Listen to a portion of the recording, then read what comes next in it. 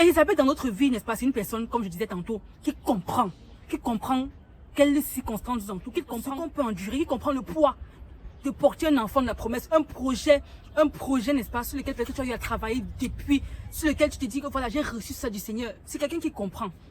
Par exemple, laquelle on disait, évitez de partager vos grands projets avec des personnes qui ont une fermeture d'esprit extrême.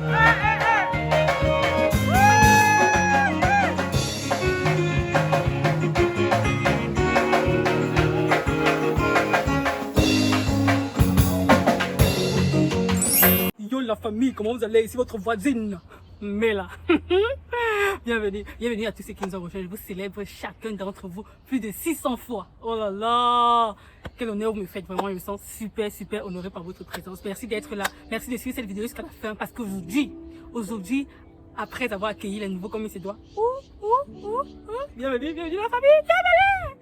Alors si c'est votre première fois d'être ici, chaleureuse bienvenue encore. N'oubliez pas de vous abonner, d'activer la cloche, comme ça chaque fois nous publions une nouvelle vidéo, au moins une fois tous les 2 jours, vous soyez au courant, ok, ça va aller, ok, on y va, ok.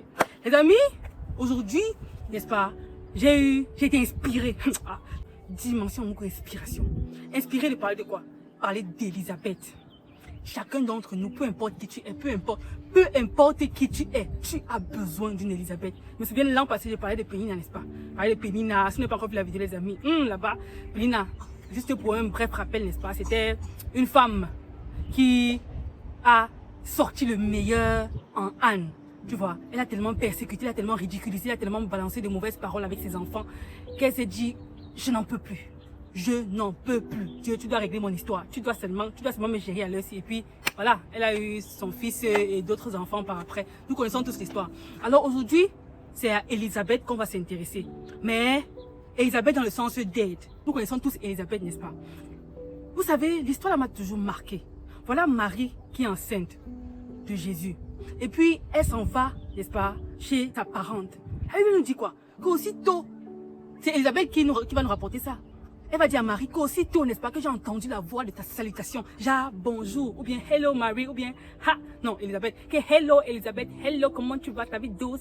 Bon, je pense pas qu'il parlait comme ça à l'époque, mais bon, vous savez, you've seen the picture, quoi. Elle dit, l'enfant dans mon sein a tressailli d'allégresse. Les amis, on parlait, comment est-ce qu'elle a su que l'enfant là, bon, j'ai jamais été enceinte, je sais pas trop comment ça se passe, mais elle dit, l'enfant s'est réjoui.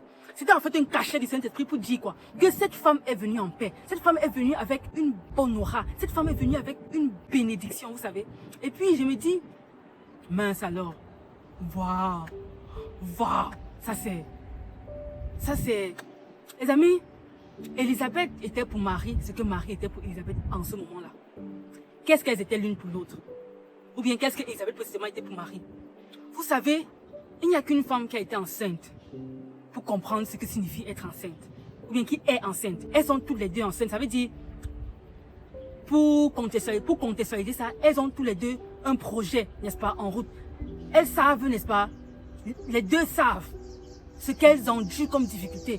Elles savent ce que ça fait, n'est-ce pas, d'avoir morning sickness. On dit morning sickness comment? Vous voyez, c'est malaise de maman et tout ça, vous voyez, quand on va enfanter un projet, tout ce que ça comporte comme préparation de background, comme endurance, comme voilà, tu essayes ça, tu cherches des fournisseurs. Bon, ça c'est peut-être pour vendre des marchandises, n'est-ce pas? Mais pour vous dire, elles se comprennent tellement là où elles se trouvent et puis elles se soutiennent mutuellement, vous savez.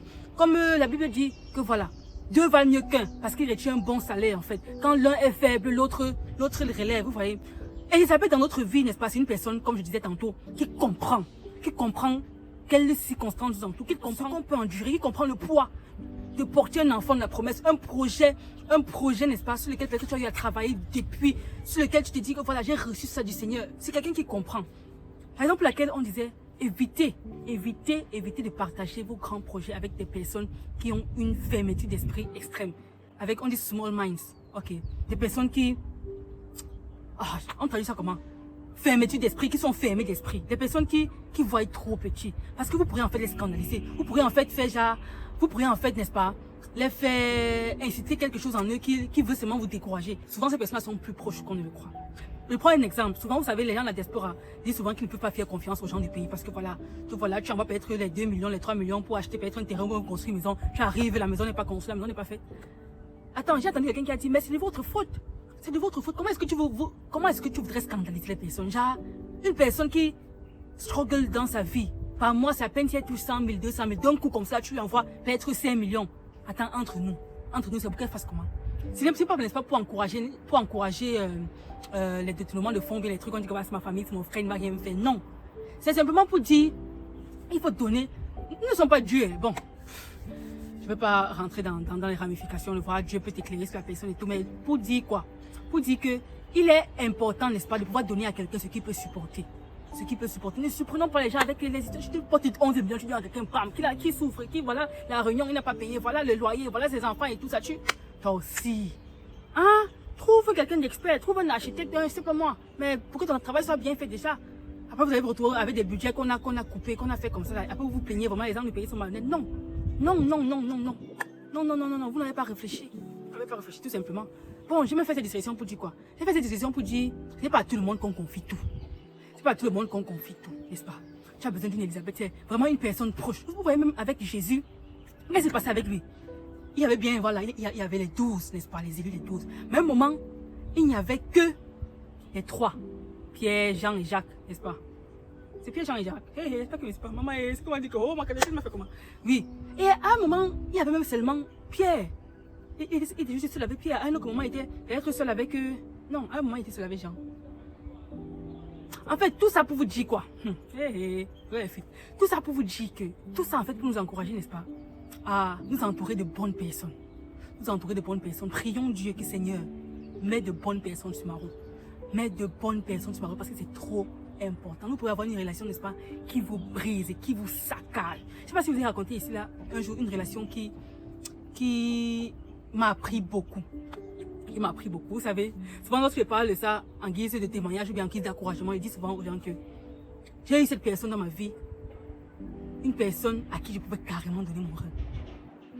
Donc, je prends toujours cet exemple-là. Toujours. Pourquoi? Pour vous dire la dimension à laquelle l'amour était poussé. C'est genre, ah Seigneur, on dit qu'on a aimé car vous, ce n'était pas un homme, c'est pas un mâle. On va dire homme là, on va dire c'est grand H, non. Mais un jour, cette personne m'a fait quelque chose. J'ai lu l'heure, comme on dit au Cameroun. J'ai confirmé que papa, this life, in this life, just ask for mercy to God. Parce que, gars, je crois que c'est pendant cette période-là, et puis plus tard que le Seigneur m'enseignait en fait le fait que ton seul, je veux dire, ton assurance 100%, c'est moi. Je veux dire, 100% genre qui ne va jamais faillir, c'est moi. Si tu veux te confier, si tu veux croire que, ok, il y a une autre personne en dehors de moi qui peut être, voilà, avec toi, pour toi, en toi, 100%, tu as menti. Aucun homme. C'est pas pour rien que la Bible dit que maudit soit l'homme qui se confie à l'homme. Ce n'est pas pour rien. Les amis, l'humain est faillible. Lorsque je parle même d'Elisabeth et tout ça, ce n'est pas que Elisabeth n'avait pas ses propres faiblesses et tout. Mais, vous savez, il y a des aides de destinée en fait. Des aides de destinée que Dieu met sur notre route. Et on en a tout le temps. Je me souviens lorsque je faisais mon visa pour la Chine. Oh Seigneur, il y a les documents que je vais réunir en fait pour pouvoir aller demander le visa. Les amis, quand on parle d'anges, parce que vous savez qu'il y a un verset qui dit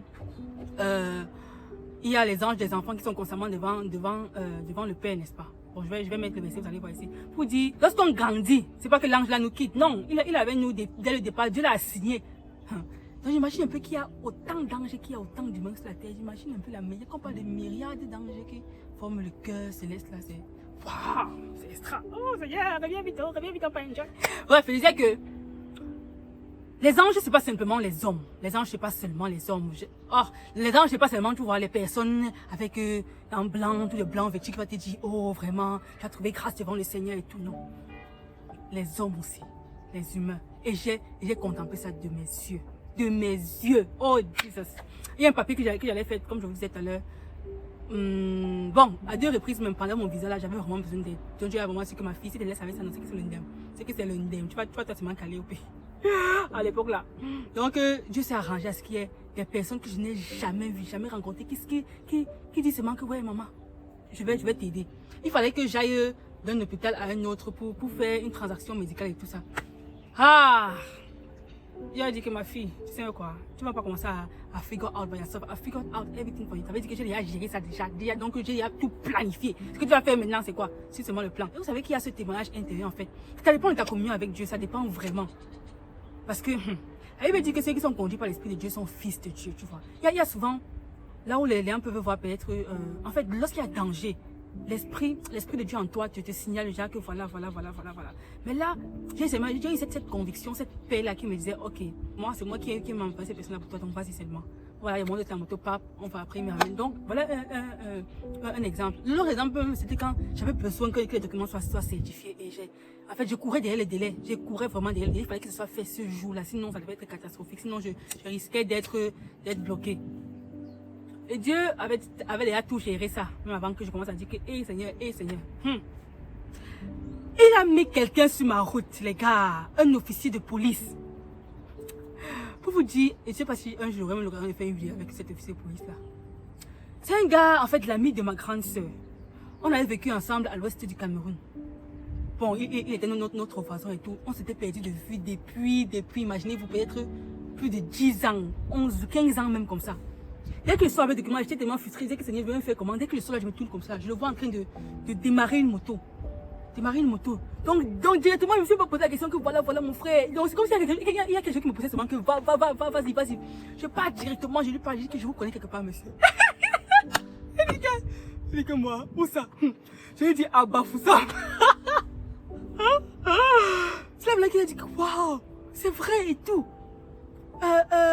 C'est comment et tout ça, tu as quel problème, je peux t'aider en quoi et tout. Il m'a dit que, oh papa, je sais pas, Dieu fait ces choses, pardon papa, voilà mon problème et tout, directement, je joue là. Quand on dit souvent que voilà, quand Dieu te bénit, en fait, c'est pas seulement pour toi-même, c'est pour ceux qui sont autour de toi. Il y a une fille justement que j'avais rencontrée sur une file d'attente. Parce que le jour là, c'était un jour vraiment ici. Donc je l'avais rencontré, je sais pas comment on avait commencé à causer et tout ça. Mais bon, il a finalement réglé mon problème et son problème en même temps. C'était ouf quoi, c'était ouf. Parce qu'il a conseillé que OPS c'est ton ami et tout. Maman, j'avais dit que je la connais pas, je n'ai jamais connu. Non, comment ça? Non. Et c'est que c'était, voilà, Dieu nous faisait comme ça un clin d'œil. Et c'est comme ça qu'on a réglé la situation et puis chacun d'entre nous est rentré. Les amis, nous avons besoin des Élisabeth. Nous avons besoin. Et si tu as la grâce d'avoir une Élisabeth dans ta vie, il faut la valoriser. Il faut lui dire en fait, pas que tous les jours, même si c'est tous les jours, tu peux lui dire, dis-lui que tu es reconnaissante de ce qu'elle est dans ta vie. Les amis, je ne peux pas parler d'Élisabeth dans ma vie sans parler d'une amie. Vous aurez l'occasion, n'est-ce pas, de la connaître parce que je compte en fait l'inviter pour des directs et tout ça. Parce que d'ici la fin de l'année, là, on va aller à un autre niveau, une autre dimension, n'est-ce pas? Elle est juste waouh. Parce que, vous savez, très peu de personnes avec qui j'étais dans mon pays comprennent ma situation, comprennent ce que je vis maintenant, comprennent, n'est-ce pas, oui, ce que je vis, en fait, peuvent relate ce que tu vois, peuvent relate parce que c'est comme si j'ai eu un virage à 360 degrés dans ma vie. Donc, très peu connaissent. Donc, du coup, pour que tu expliques à quelqu'un que voilà, c'est difficile même si tu expliques. Donc, j'ai l'impression qu'à chaque niveau de notre vie, on a besoin d'une Élisabeth. À chaque moment, on a besoin d'une Élisabeth. Cette sœur est pour moi, parce que c'est carrément une sœur maintenant. Elle m'appelait l'autre jour, elle me dit, je suis en train de voir tes progrès. Je suis en train de voir comment, voilà, sur tes différentes plateformes, tu as de plus en plus de personnes qui adhèrent à ta vision et tout ça, voilà, l'audience s'accroît et tout, et vraiment, je vais te dire vraiment beaucoup de courage. Et tu sais, ce genre de sincérité, tu sais que mon frère, ce n'est pas une histoire de, voilà, d'hypocrisie et tout.